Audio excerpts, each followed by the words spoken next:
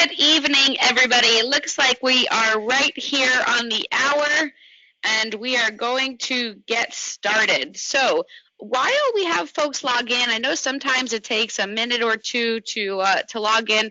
Why don't you let us know where you are calling in from? That'll give you some good practice for using the question section of the panel as well. And I see that James has been on some webinars with us before, so he knows the drill and he's already sent over his message. Thank you, James. But folks, why don't you find that question section of the control panel? Let us know where it is you are calling in from, and we will read those out loud. So we have James, he's in Valrico, Florida. We have Tony Crump. Thank you, Tony. Said, as usual, thanks, Mike and Rachel, for keeping us updated on Belize. Tony Crump is from Springfield, Missouri. We have Dave from Colorado. Leslie is near Toronto in Canada, definitely. We have Trent in Ohio. Miles in Burbank. Jeff is in Illinois. Sonia is logging in from Colombia. She is currently on vacation in Cartagena. That is awesome, Sonia. Thank you so much for joining us tonight. We have Celise in Phoenix, Mike in Kansas City, Lilia in Las Vegas, Hazmet in Canada as well, Shabaji in Toronto, Liron in Panama City, Panama. Awesome. I'm glad to see we have such a diverse group here. We have Greg calling in from Collinsville, Illinois, Hiroka calling in from Japan. This is awesome. I think this is one of the most international groups we've had yet, but I'm not surprised we are on an international session. So this is going to be a really great next hour. We've invited CEO and developer Mike Cobb to join us into the session to talk to us about what it's like to buy property overseas. And he's going to talk about some really important considerations for you to ask when looking at property overseas. There may be a little bit quiz in there for you to consider as you're going through it, but this is going to be a really great way for you to jumpstart that journey into international real estate. For those of you who have not yet met Mike Cobb before, he has been developing real estate and lived abroad in Latin America for over 20 years at this point. He served on the Presidential Advisory Group for the National Association of Realtors and is working very closely with NAR to put together an outbound referral program. So with that, Mike, why don't we have you chime in and start the presentation? And thank you, everybody, for joining us again tonight. We're looking forward to seeing your questions.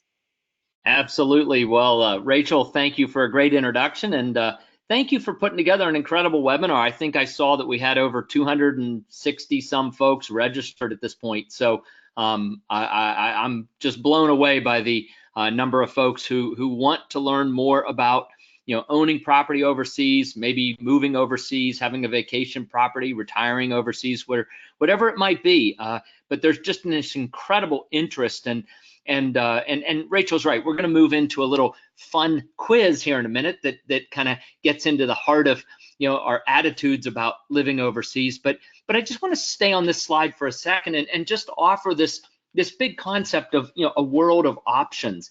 And I think a lot of times we maybe pigeonhole this idea of I'm going to move to the tropics or I'm going to move to the Caribbean. But our company works in Latin America. Rachel's right. I've been working in Latin America now for 24 years. I bought my very first rental property ever when I was 30 years old. I bought it in Belize. I bought my very first rental property outside the U.S. It was a condo in Belize, and that's sort of what got me started down this offshore path. But Belize is probably the stereotypical Caribbean nation, right? Ambergris Caye is a little island off the coast, so it's a Caribbean island. But there are just so many different geographies and so many different ways to slice and dice Latin America to deliver, whether it's a modern urban city, whether it's a colonial city, whether you want to live at the beach, you want to live in the mountains. If you like to ski, you can be down in Argentina or Chile, right? I mean, so there's just so many different geographies and types of lifestyles.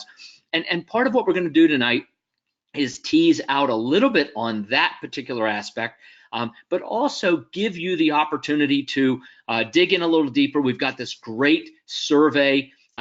By the way, if at any point you want any information, you can, I think, just type info@ecidevelopment.com, hit us with an email or reply back to an email that you've received from us.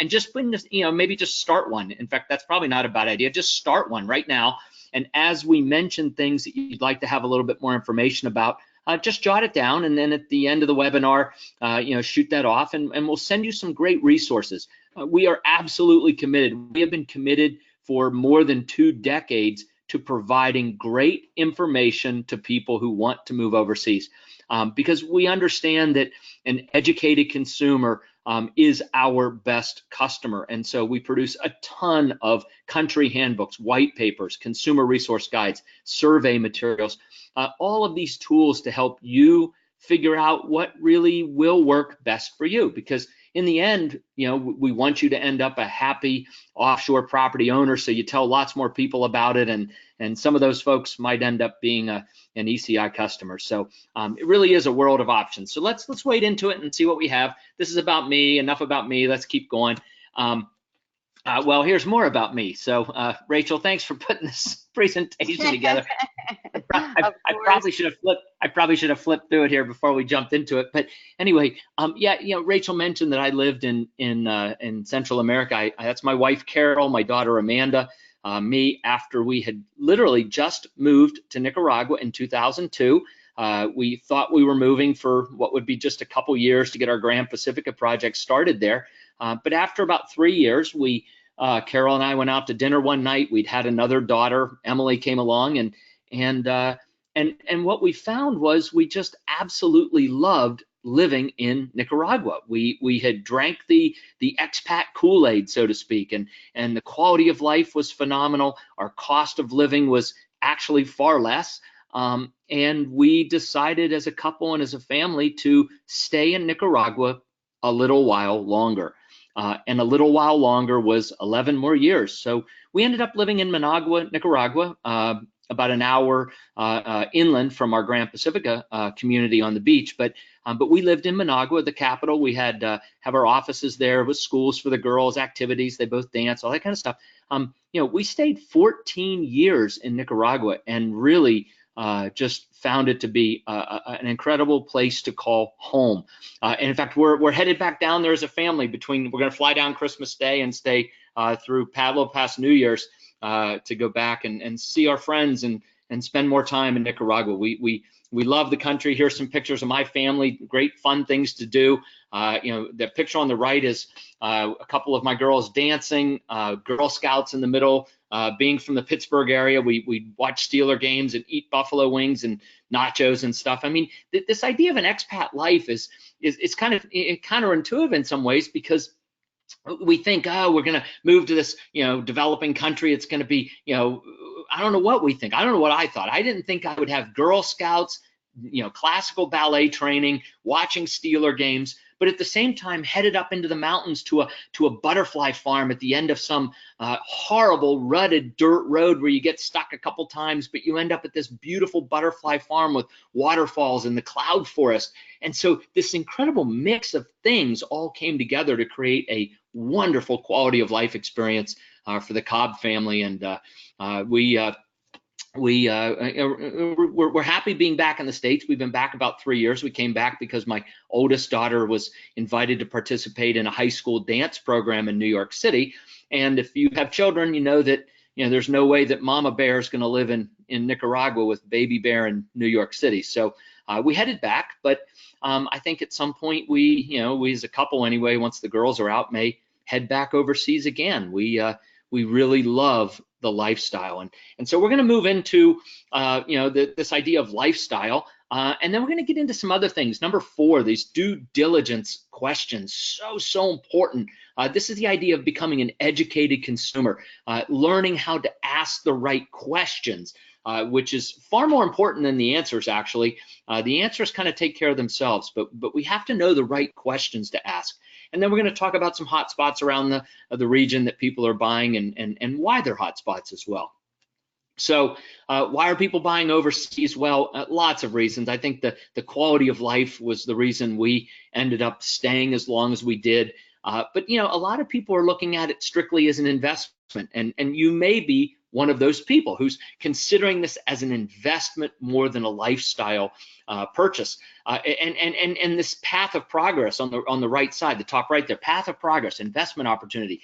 To me, this is the key. This is the fundamental element of why the developing world, in our case, Latin America, is so powerfully powerful for an investment. It's this path of progress. It's this idea of a time machine. Like we know kind of what happens, after the first McDonald's comes in. Well, pretty soon you've got a Subway and a Burger King, and then and these other things happen. Or you get your first hotel. You get a Hilton that just opened. Say in Ambergris, Key Belize, we have a Hilton that just opened. We have a Marriott under development. We have two Marriotts under development. One is a Marriott Autograph. One's a Red Box Marriott, which is ours, right? So you can see this path of progress. And if you can put yourself where the next logical thing has happened, many, many places around the region, around the Caribbean, like you can have a pretty high degree of certainty that it's going to unfold in a similar way. It never repeats. History never repeats itself, but the similarities of things unfolding in fairly predictable ways,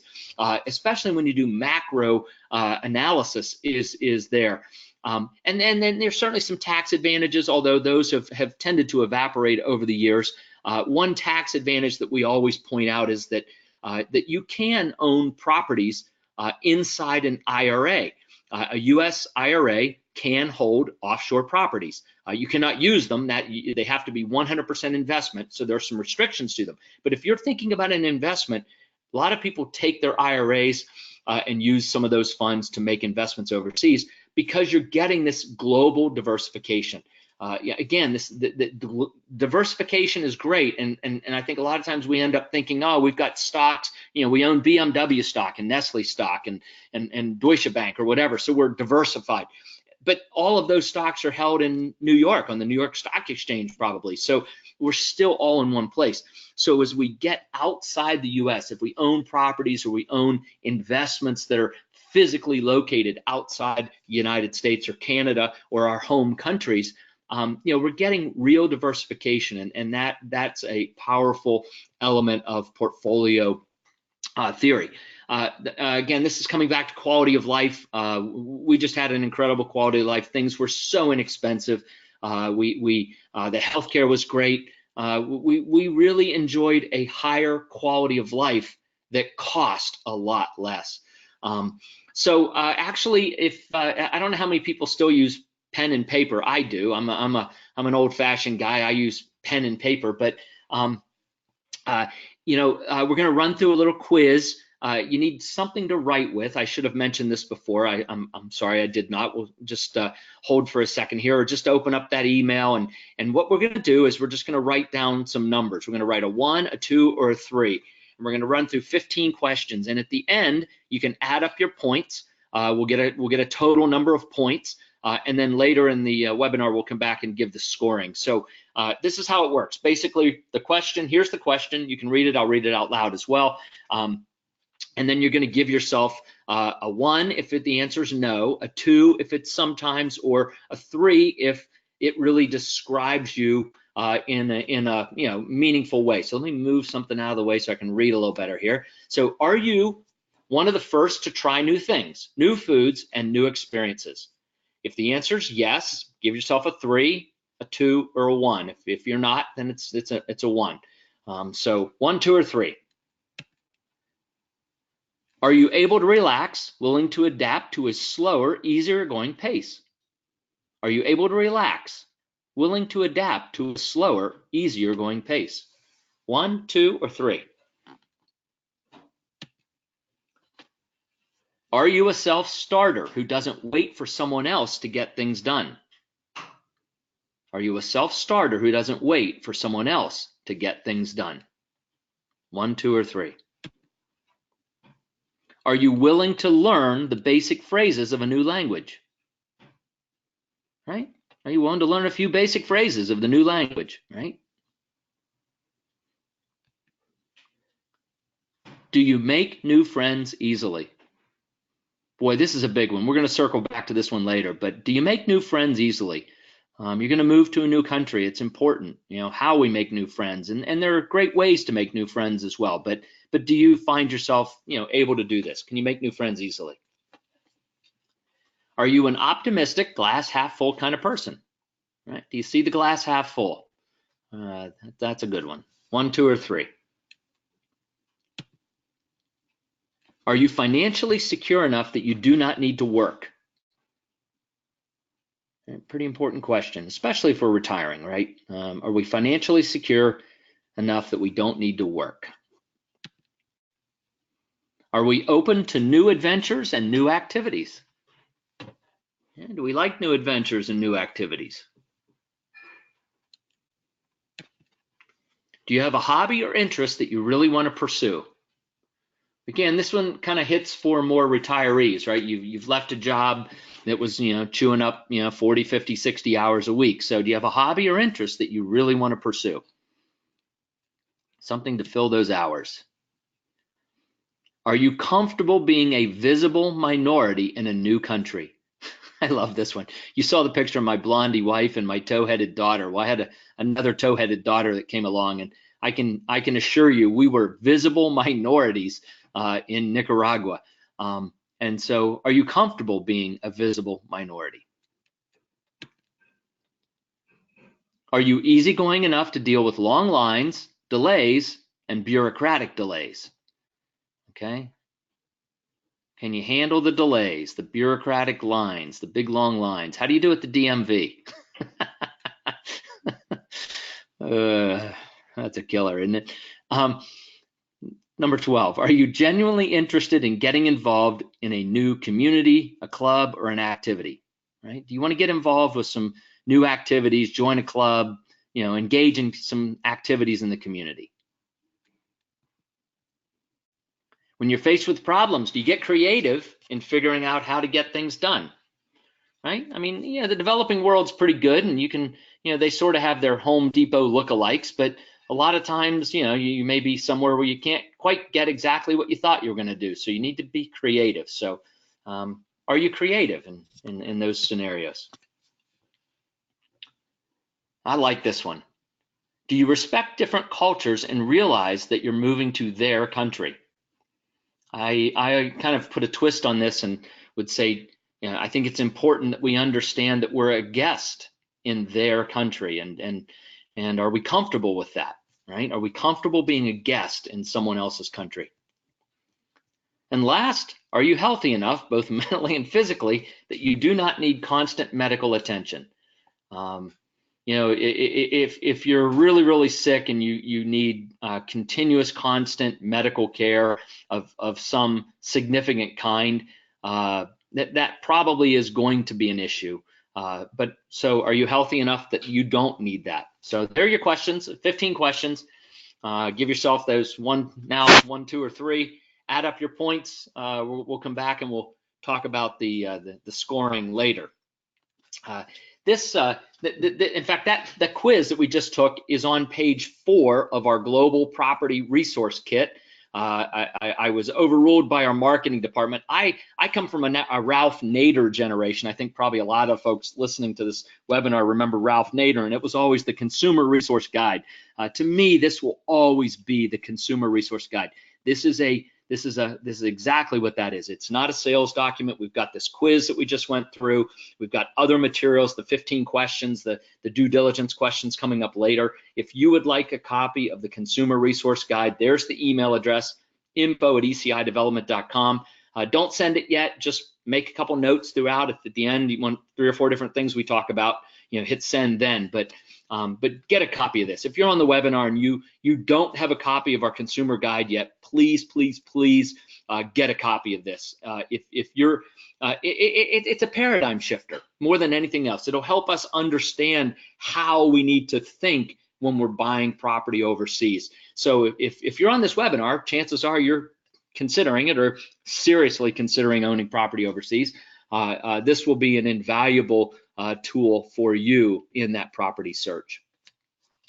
All right, so some considerations, big broad considerations, right? And it really comes down to we try to boil it down into simple things, right? But do you want to rent or do you want to own? Right? A lot of people, they don't really want to own somewhere. Maybe they want to move around some, or they want to try out 2 or 3 different places. For us as a developer, it sounds kind of odd suggesting that people rent before they buy. If it's a lifestyle purchase, please rent before you buy. If it's an investment, that's a head decision. Investment's a monetary, you run the numbers, you crunch things, you can analyze it. It's not so much a heart decision. So you can look at it. You don't need to rent something if you're going to buy it as an investment, right? An investment's different. But if it is a lifestyle property ownership decision, you will be wise to rent before you buy and understand what it feels like, what the neighborhood feels like. It's important. How far away do you want to be from your home country? If you got grandkids and you want to see them, 10 times a year, you probably don't want to be in Argentina or Chile. If Belize or Costa Rica or Panama, these are, fairly easy hops back to the States. Something that is important is, how immersed in the local culture do we want to be? If we speak, in Latin America, Spanish or Portuguese in Brazil, if we speak fluent Spanish or fluent Portuguese, total immersion may be fine. If we don't, we may want to, consider where we live. The other thing is peers and who our peer set is, and again, understanding that the professional class of folks is probably going to be the peer set that would be most familiar to us as North Americans, whether it's doctors or lawyers.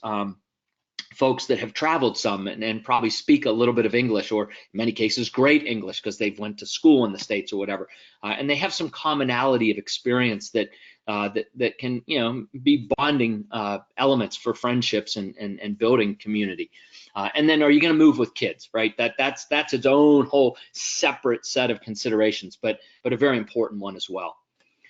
So now we're going to move into the fourth element of the presentation tonight, and this is the due diligence, right? The number 4 up in the corner there, it says must ask due diligence questions.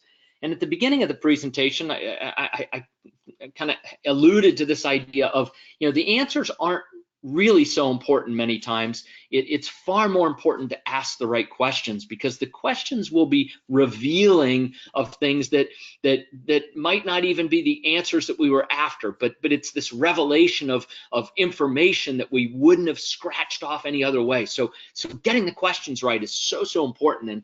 And before we even get into the questions, we need to get this paradigm, this idea of how we think about buying property overseas changed in our mind, right? So here's the old adage, right? We don't compare apples and oranges. Of course not. What do we compare, right? If, I can hear you all saying we compare apples and apples, right? But are all apples the same? Clearly not, right? I want the ones on the left. I don't want the cider apples. They probably make good cider, but they're not eating apples. So this nuance, let me just drill it down here. Nuance, right? We might think we're not going to compare apples and oranges. Duh, we're going to compare apples to apples. But when we start to drill down, all apples aren't the same thing. So pausing, slowing down, moving a little bit slower as we engage this marketplace where we are foreigners. We are foreigners. And I think we have a slide. Yeah, here it is. We got animation. This is great, Rachel. This is a great scene out of The Wizard of Oz, right? Dorothy's there with Toto, and I have a feeling we're not in Kansas anymore. There's two things there, and they're spelled very clearly. We don't know what we don't know. We don't know what we don't know.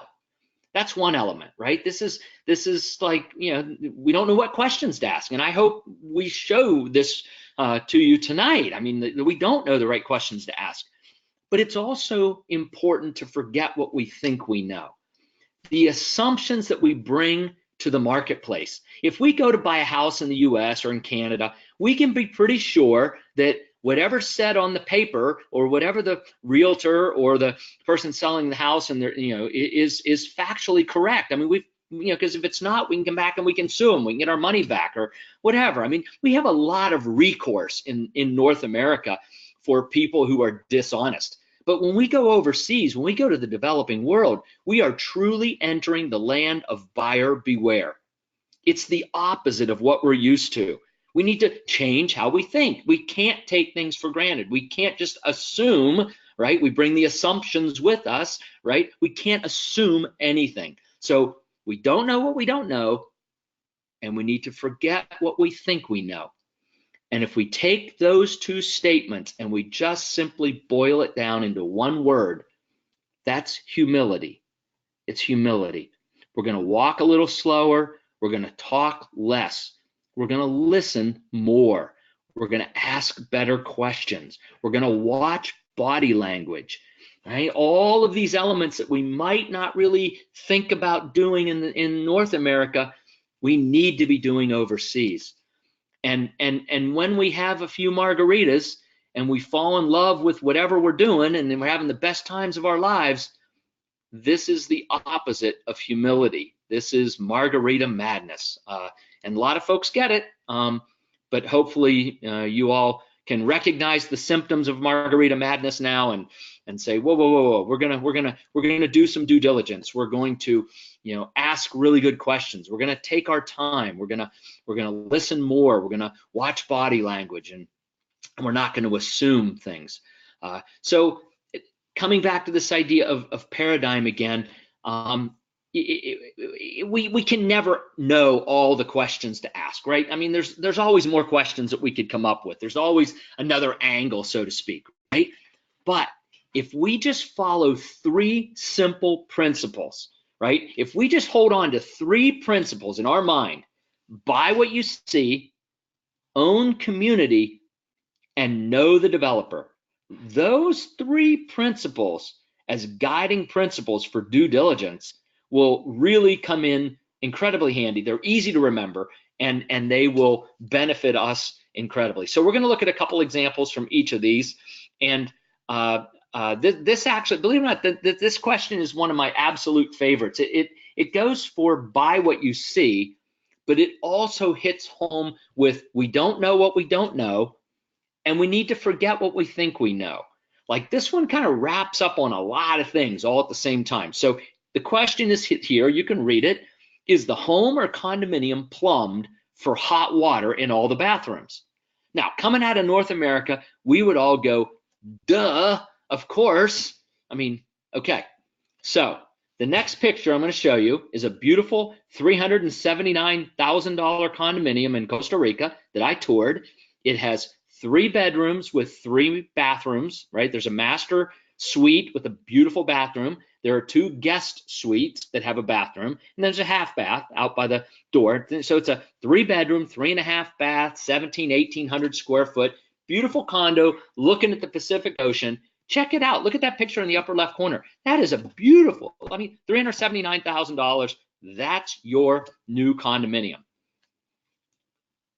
If you buy that condominium and you write the check for $379,000 and you come back and you check in, a couple months later, and you bring some friends and you stick them in one of the 2, guest suites, they're going to have a beautiful sink and mirror just like they have, but they're only going to have cold water to the sink, and they're only going to have cold water to their shower.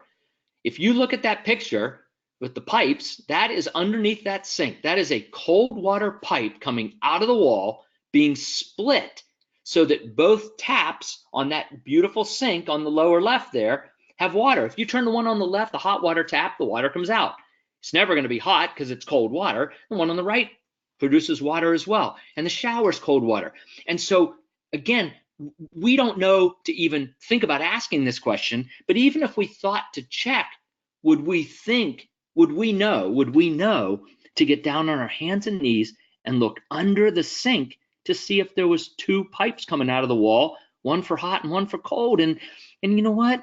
Most North Americans absolutely wouldn't, because we don't know what we don't know, and we're bringing the assumption that these bathrooms have hot water because we can see 2 taps on the top. And if we thought to turn them both on, they'd both produce water. Wouldn't we want to know before we write the check for $379,000 that our friends are going to be taking cold showers? I would. I hope you would too. That's just question number 4 of the 15 questions. We're going to go to own community. Little bit different concept, but critically important for happiness. I think one of the questions in that quiz, I don't remember which one that we took a little while ago, was, how are you going to engage? Are you going to join clubs or activities? How are you going to make new friends, right? I mean, these things hang together, because especially if this is a lifestyle purchase, right? If it's us and we've retired, for example, and we're moving to a new country, right? We've left our jobs, we've left our church, we left our Rotary Club, Lions Club, we left our friends down the block that we always, have barbecues with or whatever. We're leaving our networks, we're leaving our friends, we're leaving our peers, and we're moving someplace new. Well, how are we going to make new friends? Like this is really important for quality of life, and it's certainly important for if we're a lifestyle buyer. It's certainly important for us. But I want to put the pause button on here for a second, because a lot of the folks on this webinar are thinking about investment, right? They're thinking, well, I don't care about lifestyle, I'm an investment buyer. Well, where would your property rent best, and where are you going to get the highest resale value in the future? Yeah, community drives demand, right? And there's some great examples of this. Great communities around North America hold their value in slumpy markets, right? And they recover faster, out of it. Because, while this idea of community is very subjective, and it is subjective because, well, there's 200 people, signed up for this webinar, right? But if we ask 200 people, like, what their definition of community was, we'd probably end up with 200 different definitions. They'd be close. I mean, we'd all be kind of trying to talk about the same thing, right? But it's not like if I said, what's 2 + 2? I mean, all 200 folks would come back and say 4, right? Community is subjective. It's not a factual thing like 2 + 2. But the marketplace, this is incredible. The marketplace objectifies community in the form of price, right? If we go to a neighborhood and it's just knocked down gorgeous, and we really want to live there, right? Property prices will pay more to be there, and it proves out. Nice neighborhoods sell for more, right? What are people buying? I mean, if it's the same 2,000 square foot house on a quarter-acre lot, I mean, same, right? But in some neighborhoods, that house might be twice as much. Well, what's the difference? It's community. It's the subjective value. So if we own community as a lifestyle buyer, we're buying it and we're owning it because we want that community. If we're an investment buyer, we're buying it because this is where our renters and this is where our future buyer will see increased higher value and pay us more for that same asset. Own community, really, really important. In fact, these slides right here, these 3 pictures came off the Del Webb website. I love Del Webb, the Sun City product. I don't know if I love their product per se. I love the concept. In fact, what we've done at ECI is we've just said, look, Del Webb figured out how to build wonderful communities where, look, I mean, turn new neighbors into fast friends. The spirit of getting together, right? And this quote from Del Webb himself at the top left corner: concrete, steel, and lumber make the buildings. People make the community. Del Webb was the first developer to really get that and understand how to let this community build organically from the ground up. And this is what has made the Del Webb product so successful in the marketplace. Well, I mean, these guys figured out how to do it, and it is important, and so we've followed that model. And so some of the questions in this own community section really follow along this idea of, how do we own a piece of property where we're likely to get community, or community has already emerged, organically. And this question number 5 hits the nose right on the head. Is there a build requirement? Is there a build requirement? Because, empty lots on the beach, like, I don't know how many people going to pitch tents, not many, right? And then the second one, this one This one's kind of, again, this idea we need to forget what we think we know. Is there any kind of zoning, right? Again, we come with these preconceived notions of zoning. Well, and let's look at some examples. So this is what I call a ghost town. There are literally hundreds, maybe thousands, but hundreds of miles of coastline in Central and South America that have been chopped up into lots. Okay, a dirt road run down, chop them up into lots. These are beautiful half-acre lots on the Pacific Ocean. They're 100 feet wide, 200 feet deep. That's 20,000 square feet. That is a half acre, more or less. So these half acre lots on the ocean, and they would sell for 100, 150, 200, $250,000, or 550,000 if you're in Cabo San Lucas, right? But literally, there are just miles and miles of beach where there's not a house in sight. Well, this is not a community. And unless, a whole bunch of Robinson Crusoes show up and decide to be the first houses out on the beach all by themselves, this is going to be a ghost town for a long, long, long time.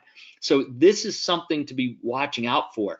And coming to this zoning, again, you buy a piece of property, you build a beautiful home, and somebody comes along and builds the Hobbit house next door, right? And in the States or in Canada, we would say to ourselves, well, they can't do that. And my question would be, why not? I mean, there's no zoning. They own the dirt. They can build whatever they want to on it, including an all-night disco bar. Right? It doesn't matter. It's their dirt. They can do whatever they want to with it. And so again, these assumptions that we bring to the table aren't always correct. Real urban planning is something very, very different.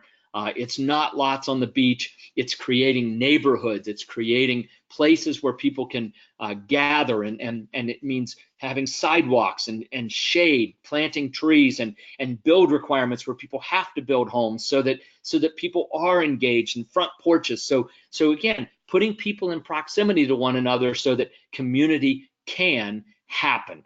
And when it can happen, people are social creatures. It does happen.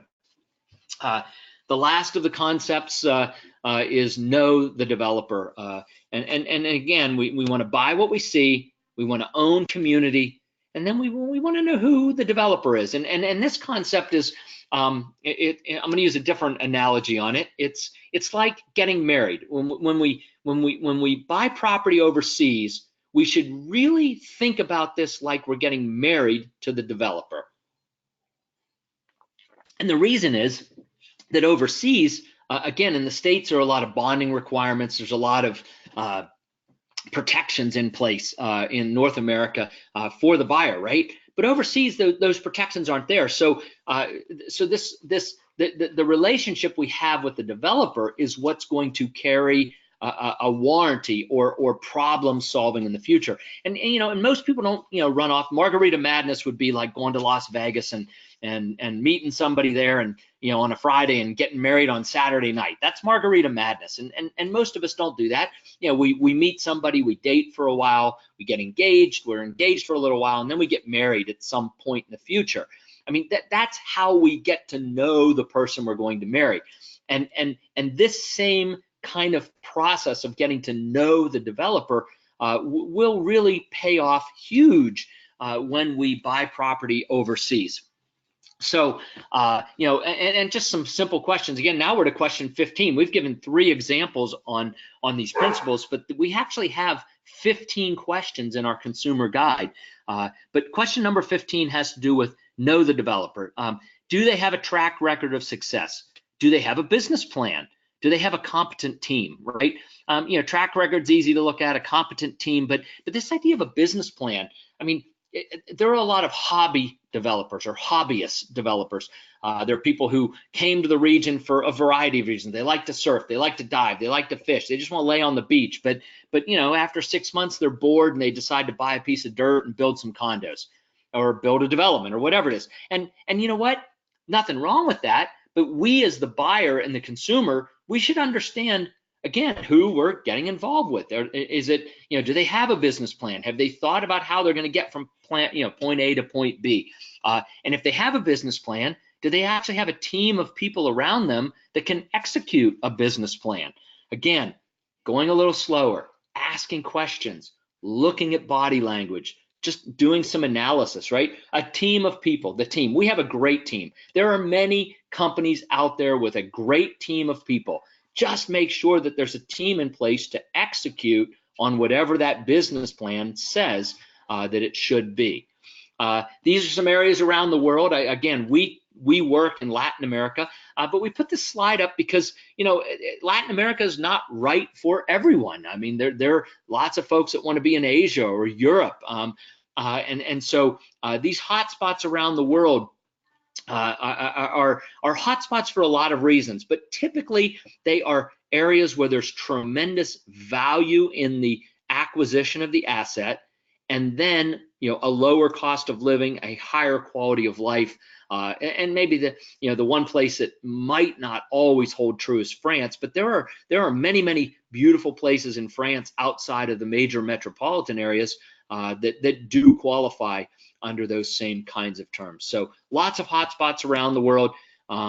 You know, and coming back to Latin America, which is, you know, where we work, I feel most comfortable talking about, you know, our part of the world, but these same analyses and the same kind of charting can be done anywhere in the developing world.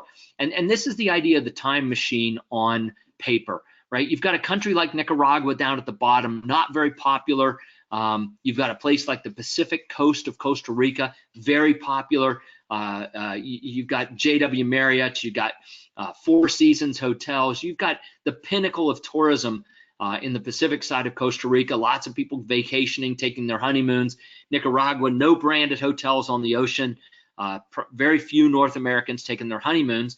And then you've got the, you know, other parts of the Costa Rica and the other parts of the region kind of along this popularity curve, this path of progress curve, this time machine curve. All of these analogies are very apropos here. One of the things I always like to point out when you're looking at a curve like this is, you know, where's the hot spot?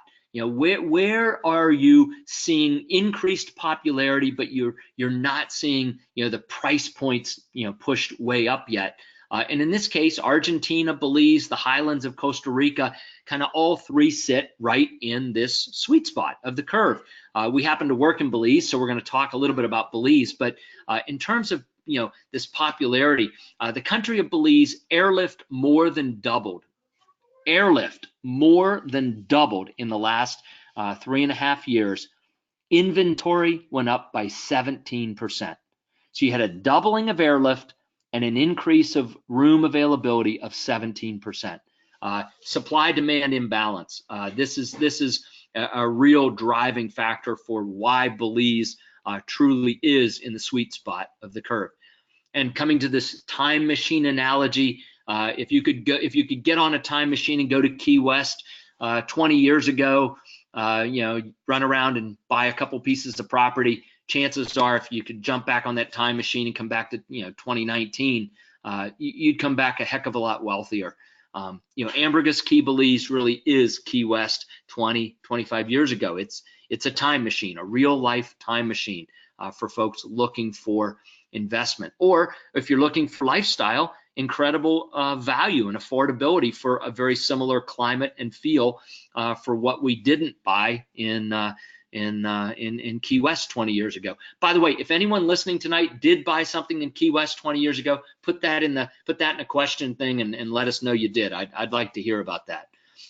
Some reasons why people are looking at Belize. Well, it's easy to get to. It's an hour and a half from Miami, 2 hours from Houston, 2 hours and 20 minutes from Atlanta, Georgia, about 3.5, 4 from Denver, Colorado. Southwest is flying there. English is the official language.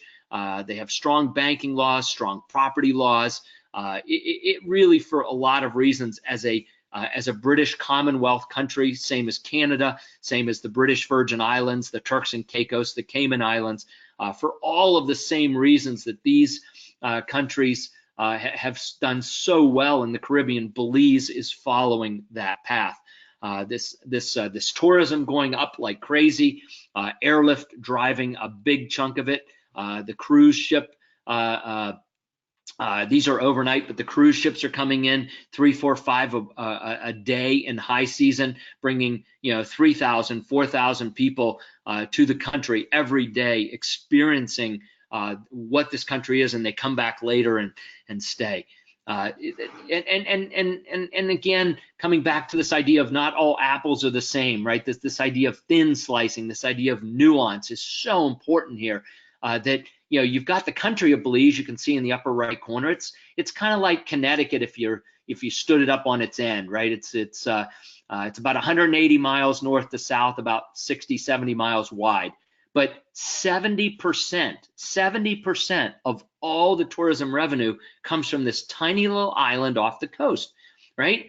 So a 26-mile island, about a couple miles wide. So if we're really trying to look for those eating apples, right? We're an investor and we want to eat some great apples because we want yield, we want cash flow, we want renters, right? Well, Ambergris Caye is where you're going to get it. 70% of all tourism revenue, one little island. If we're a lifestyle buyer and we like living in the mountains, or we like living in the farming country because that's our lifestyle choice, well, Belize is a beautiful country, and there's a whole bunch of square miles of not Ambergris Caye where you can own a property that's perfect for your lifestyle. But if we're an investor, Ambergris Caye really should be the one place that we're looking at. Here's Ambergris Caye, the little town of San Pedro, looking north. What it looks like today, still very quaint. No tall buildings. One branded hotel open, 2 branded hotels in development. This is path of progress, sweet spot right now. It is Caribbean. You can kind of see behind these Garifuna ladies and the drummer here, the white line in the back. That's the reef. That's the Belize Barrier Reef. It fronts all 26 miles of the island. It's between 1.25 mile offshore. Some of the best diving and fishing in the world right there at your fingertips. This is what's driving so much tourism to the country. Again, in the distance there at the sea skyline, you can see the reef in the background. Charming, no cars, no private cars. Everything's golf cart. If you want to get around, bikes. A lot of people ride bikes. A lot of people walk. There's the reef. Again, just a spectacular country. Lots of reasons people are coming. And one of the things that we've done is, as a development company, we understand that not everybody, either A, has, $500,000 or $1 million or more to buy a beautiful oceanfront condo. A lot of people are moving to tropical islands to have a quality of life, and folks who are middle class who can afford something, $150,000, $200,000, $250,000 property. Those are hard to come by. Most developers want to build on the water. They want to build very sexy, Architectural Digest magazine kind of stuff. And if you're on the water, that's probably what you're going to build. But we understand there's a whole demographic of folks to serve, 2-3 blocks off the water. So we've actually built our gardens community. We built the clubhouse, the pool. The first 54 condos are up, delivered. We're building a residential community that's affordable for folks who want to live on a Caribbean island, who have $150,000, $200,000, $250,000.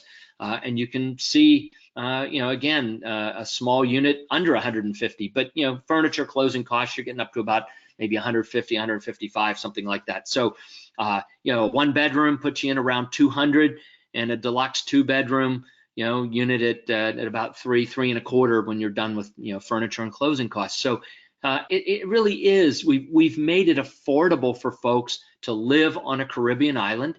A lot of folks are actually picking up the studio units as investment units for either nightly rentals because the yield is pretty strong, or as a long-term rental play where we put somebody in it, we take less yield, but we're getting very, very consistent cash flow for the appreciation play over a 5 to 7 year period. So a couple things going on there, but again, this idea of community, people getting together, having fun, you got to have places for people to do it, whether it's at the end of the dock or the swimming pool or the clubhouse or the yoga facilities. All of these things matter to create this idea of community and create this reality of community. I mentioned that there's a Hilton on the island. It's a Curio property by Hilton. There's an Autograph by Marriott under construction, and we're in the process of developing our Marriott hotel on Ambergris Caye. The deals are done. They're all signed. The contracts are done. We're working with architects and engineers. We will be under construction shortly, and really a very, very exciting project, because again, this idea of path of progress. Here's a property in Atlantis, 500 square foot unit for $600,000, and if you do the math on that, that's $1,100 a square foot. This is in the Bahamas. This is a Marriott property. The Atlantis property is now a Marriott property. But if you come to Ambergris Caye, you can get that property for basically half that number. And these are the kinds of values that present themselves when you put yourself in the path of progress. You come back on that curve. You're not going to buy at the top end of the popularity curve. You're going to buy somewhere back in the sweet spot. And Belize certainly is that right now. Some renderings of some of the room concepts and the resort concept headed towards a British colonial. Again, Belize was British Honduras for about 300 years. We're really capturing the element of Belize's British heritage here with a British colonial hotel, and just this idea of popularity. The thing I like about the TripAdvisor more than, say, editorial is TripAdvisor is what users say. I mean, this is what people who come to the island report back and say, wow, this was a great place. So again, user reviewed, off the charts, many, many, many years in a row. Panama, a little higher up on the chart, a little more popular. We've known about Panama a lot longer because of the canal, our military bases there over the many years. And one of the things that Panama has really held out maybe better than any other country in the region, and I might even say in the world in this particular case, is giving people the ability to pick up a second residency very, very easily. They created what was called the Friendly Nations Visa about 5 years ago. It's beautiful because it is a permanent residency. It's effectively a U.S. green card. I don't know what the Canadian equivalent of a U.S. green card is, but it's a permanent residency for a foreigner to live in Panama for the rest of our lives, full time. It's permanent. You don't need to reapply. And this is the beautiful thing. You only have to go there one day every 2 years to maintain it. So it's so easy to keep, right? If you think you want a second residency for Panama someday, you can get it now. It's good forever. If on the other hand, you just want to have a second residency, is what we call the Plan B, right? And that's what this top little statement says: protect your most important asset. So often we get hung up on assets being our stocks, bonds, our precious metal, our house, our investments. Like these are the assets, but actually the most important asset we have is ourselves. We are our most important asset. And if we haven't figured out how to protect that with a second residency somewhere else, then I think we're leaving a big part of our asset protection off the table. Having a plan B, if we don't like how things are going where we are, giving ourselves the ability to leave and then stay somewhere else for as long as we want up to the rest of our lives is pretty powerful asset protection for our most important asset. And what Panama did was they put a program together that let us bundle small investments. In this case, we've used a teak plantation that I planted back in 1999. A small investment in teak with some legal work and some government fees, gets you a permanent residency in Panama for under $30,000. This is how it works. We've got a great residency white paper. We've got a teak white paper that talks about teak. Again, on that email, if you want the consumer resource guide, send that. If you want the full survey, write that down. If you want the residency white paper, if you want the teak white paper, please, request those, and we'll send them to you. And we're wrapping up. We only got maybe another 5 minutes here. I want to see if we have a few questions to go over. But if you've added up your points, basically here's how it shakes out. If you got 20 to 29, you're going to have some challenges going overseas. It's not going to be an easy adjustment. If you got 30 to 35, yeah, you're probably going to do pretty well. It'll work. You'll slide right in and feel pretty comfortable.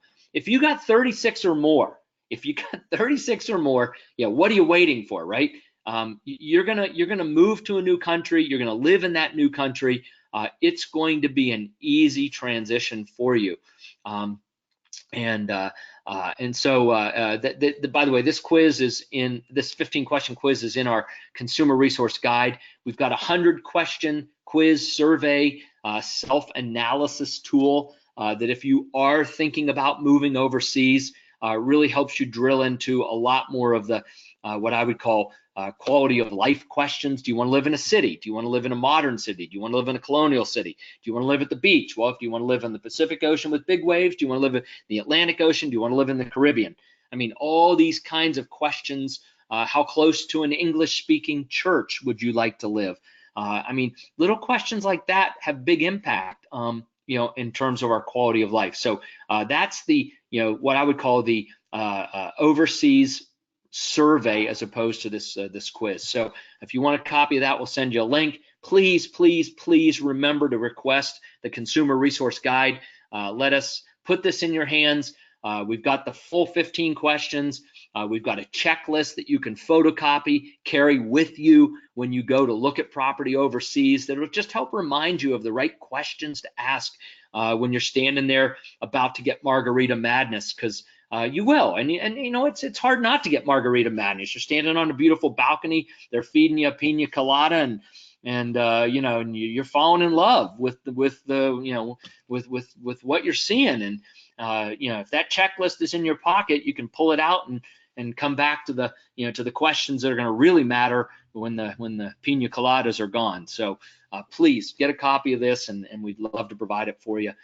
This is how you get a hold of us, info@ecidevelopment.com. We got a phone number there for you. Rachel, I ran maybe just a few minutes longer. I thought I would leave 10 minutes for Q&A, but if you want to open it up here, see if we have some questions, and we can stay on. I think Rachel will stay on a little bit longer with me as well if we want to go over the 8 o'clock hour. But yeah, go ahead, Rachel. Sure. So one of the questions from Tom is, will this session be viewable later? And yes, we are recording the webinar. So you will get a copy of the recording in your inbox in probably about an hour or 2 hours. And then you'll be able to click that in order to access the recording. All right. Next question is a bit more specific, but this is from Daniel. He's asking, will you be able to talk about the ECI plan to go public?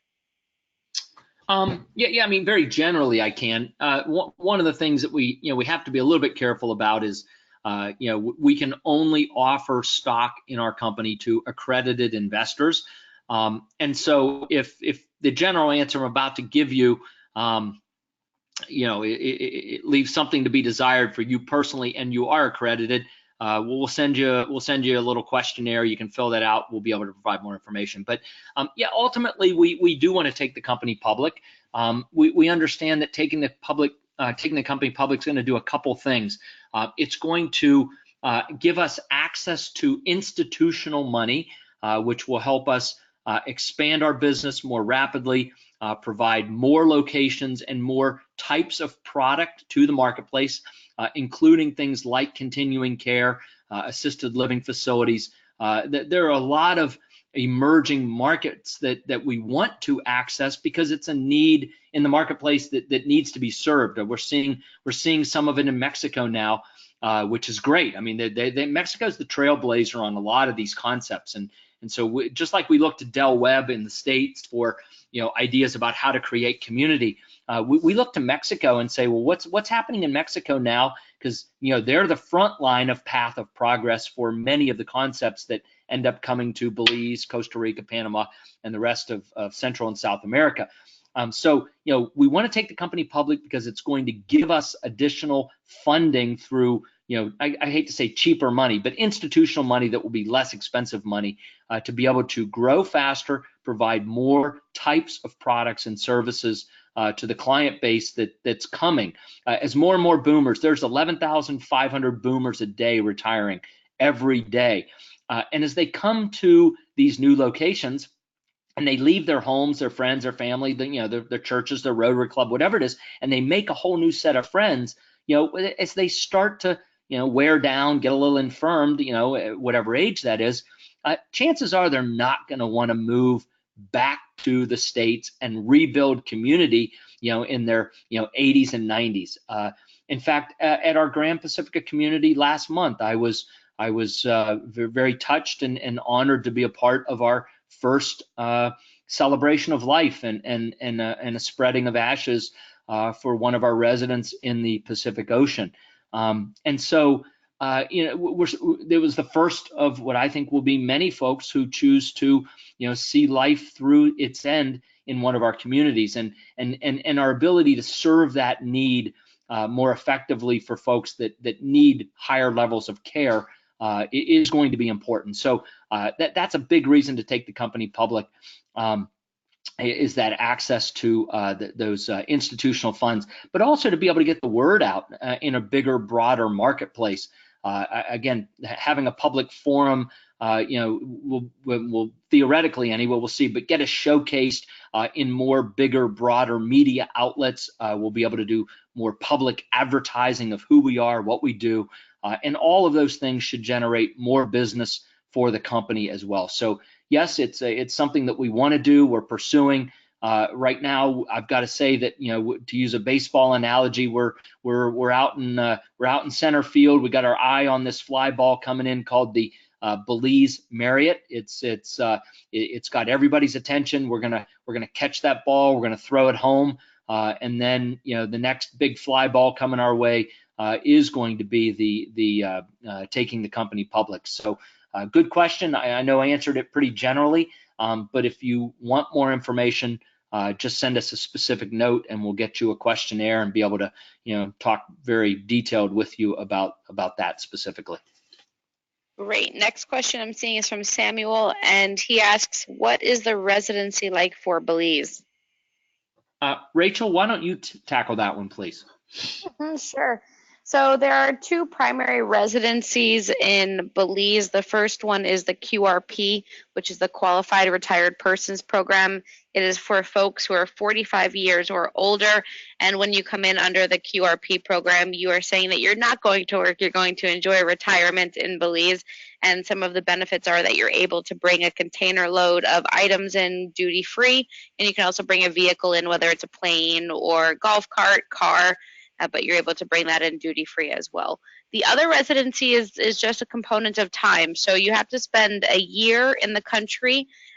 During that year, you do have to have your work permit. So there's an extra step there, but you get your work permit, then you stay in the country for a year. After that first year, you are able to apply for your permanent residency status.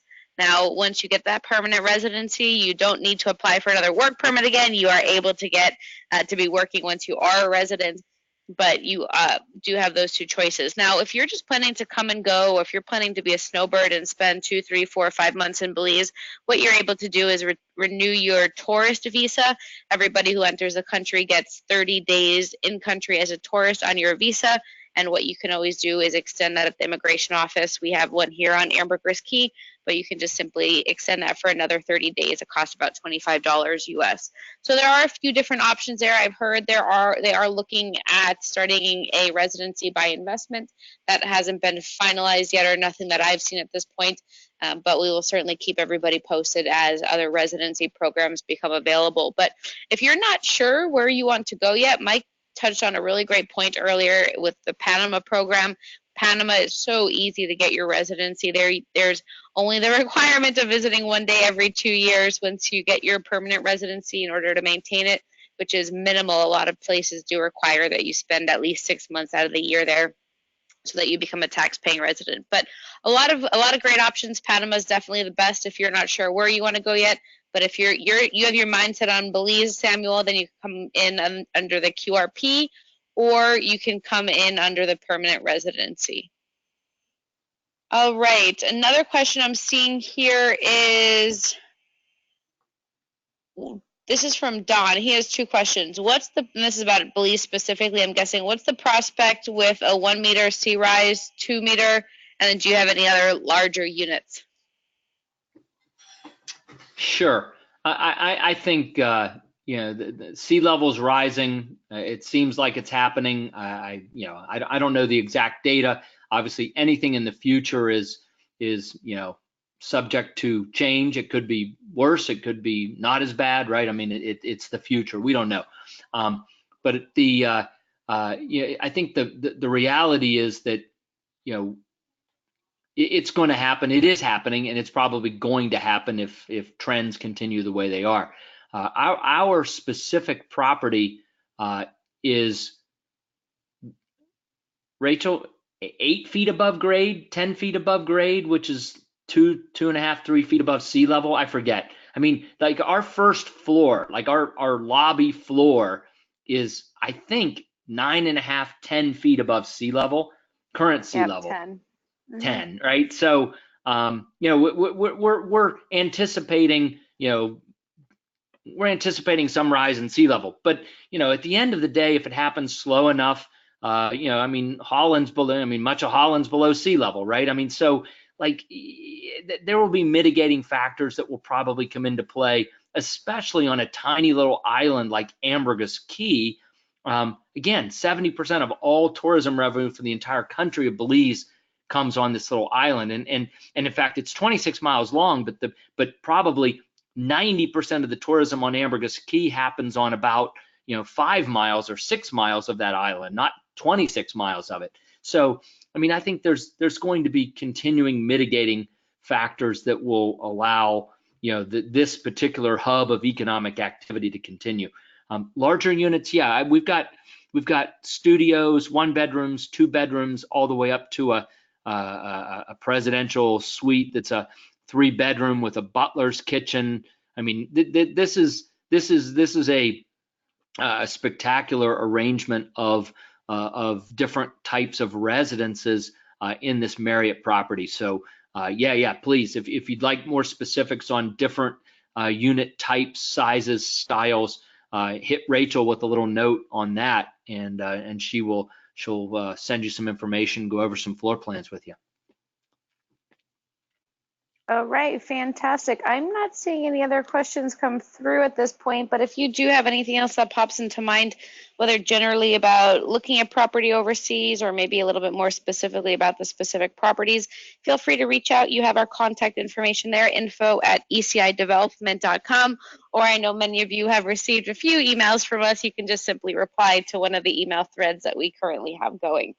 All right, everybody. Well, thank you so much for your time. I hope you learned a lot, and hopefully it piqued your interest, and perhaps your next step is going down to these countries and seeing if it's a place that feels right for you.